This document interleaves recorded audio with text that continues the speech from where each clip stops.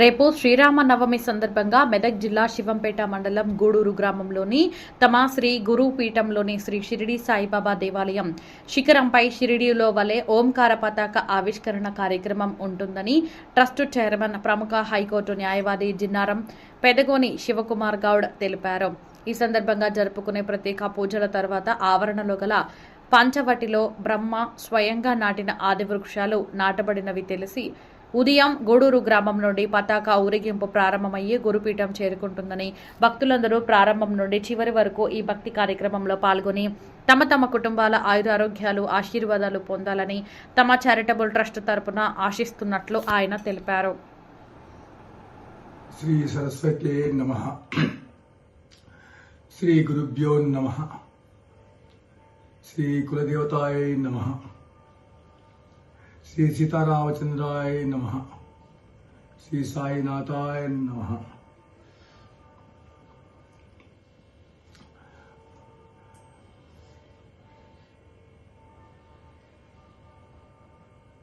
రేపు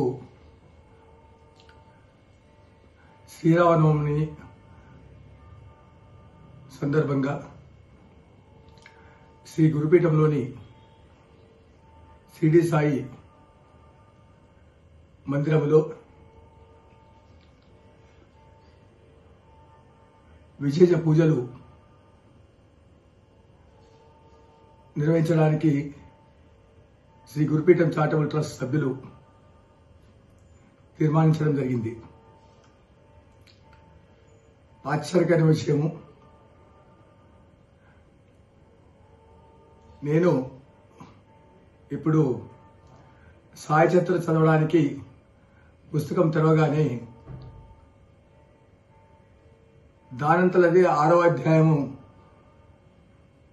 తెరవబడి అందులో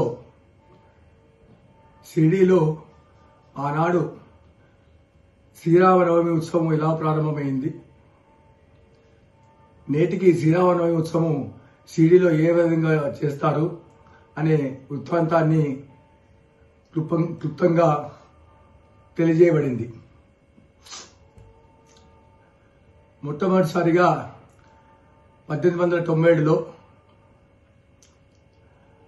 శ్రీ గోపాలరావు గుండు అనే సర్కిల్ ఇన్స్పెక్టర్ కు 3 భార్యలు ఉన్నప్పటికీ సంతానం కలిగినందువల్ల తాను బాబాను సందర్శించి బాబా ఆశీస్సులతో తనకు ఒక కుమారుడు పుట్టే సందర్భంలో షిరిడీలో ఉర్స్ ఉత్సవాన్ని చేయాలనే తన ఉద్దేశాన్ని తాత్యా కోతే పాటిల్, కాకా మహాజని తదితరులకు తెలియజేసి బాబా దృష్టికి తీసుకెళ్లడం జరిగింది. బాబా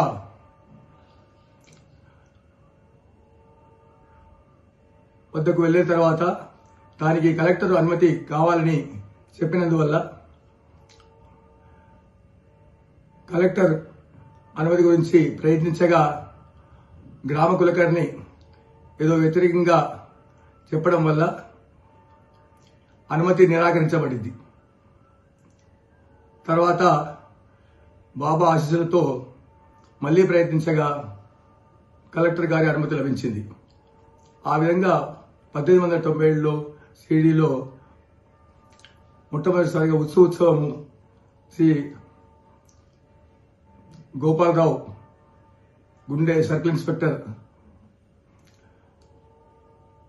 ఆలోచనతో బాబా ఆశలతో ప్రారంభమైంది. అక్కడ బాబా అనుమతి దొరికింది, కానీ షిరిడీలో నీళ్ల సమస్య బాగా ఉండేది. అప్పుడు షిరిడీ మొత్తానికి 2 నూతులు మాత్రమే ఉండేవి. ఒక బావి ఎండాకాలంలో ఎండిపోయేది, 2వ బావిలో ఉప్పు నీళ్లు. ఆ విషయాన్ని బాబా దృష్టికి తీసుకెళ్లగా బాబా అందులో పూలు చల్లి ఉప్పు నీళ్లను మంచినీళ్ళుగా మార్చే విషయాన్ని ఈ 6వ అధ్యాయంలోని సాయి సత్యతుల్లో క్లుప్తంగా తెలుపబడ్డది. ఆ విధంగా 1897లో ఉత్సవంతో ప్రారంభమై 1911 వరకు నిరంతరంగా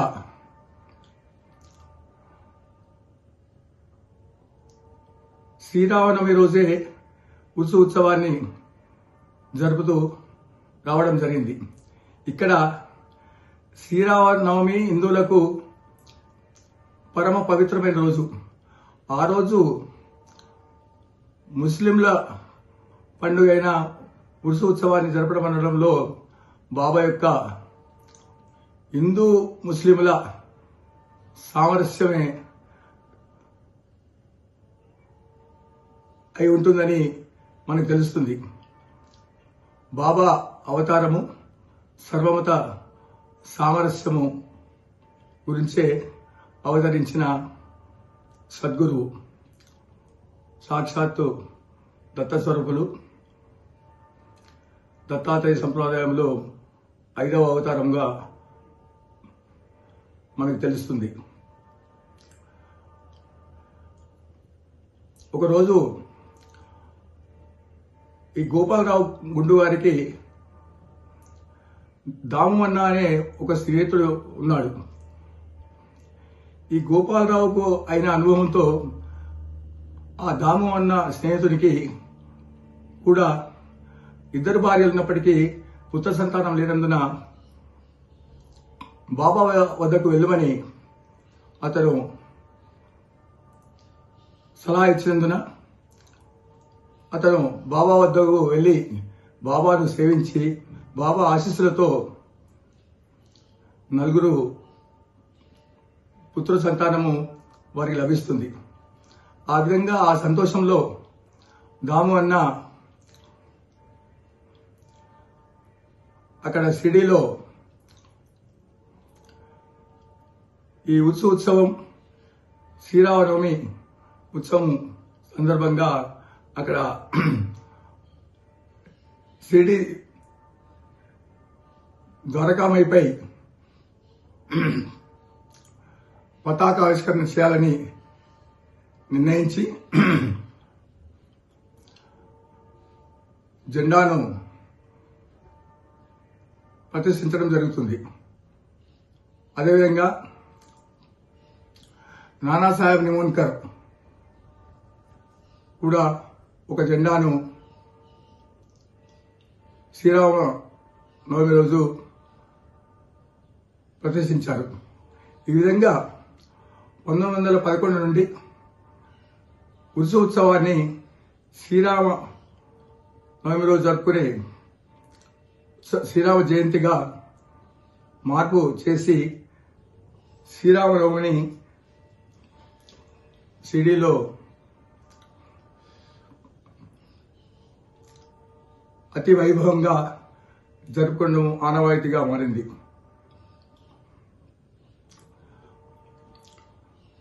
ఆ రోజు శ్రీరామనవమి సందర్భంగా రాధాకృష్ణమాయి బాబా భక్తురాలు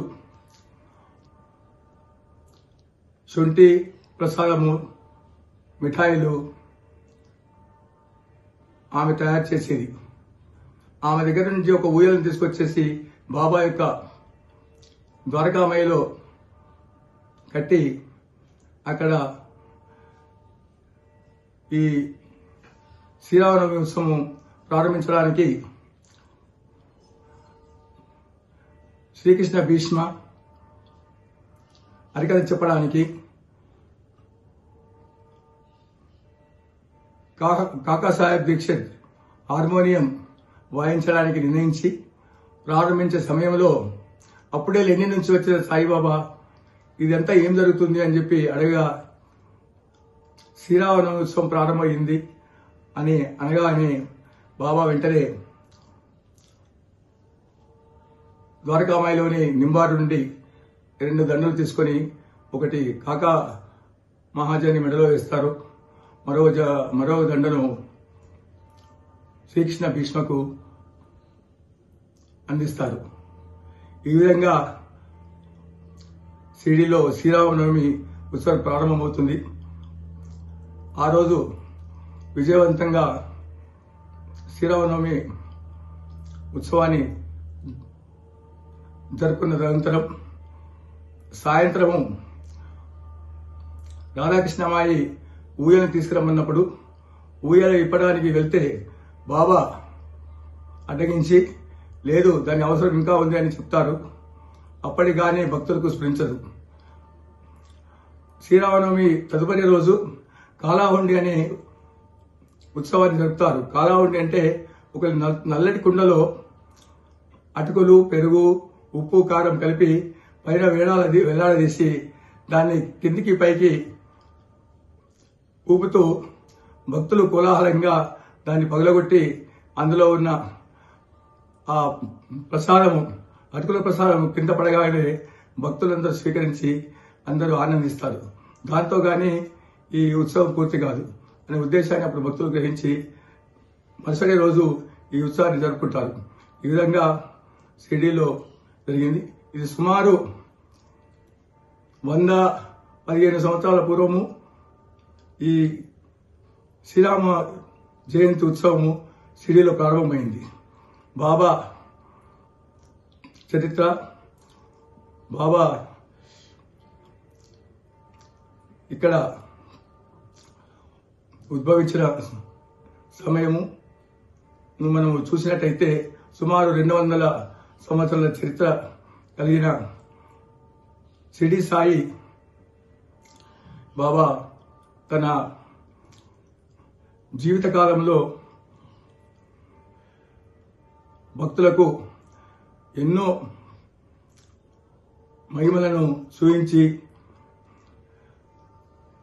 ఈశ్వర సర్వభూతానాం, ప్రతి వ్యక్తిలో దైవం ఉన్నాడు అని, తాను కూడా ఆత్మస్వరూపము అని తన దేహానికి విడిచి 3 రోజులు పైకి వెళ్లి మళ్ళీ తిరిగి దేహంలోకి వచ్చిన విషయం కూడా భక్తులందరికీ తెలుసు. ఈ విధంగా సద్గురు వరగానే మనకు మొట్టమొదట సాయిబాబాని గుర్తుకొస్తారు.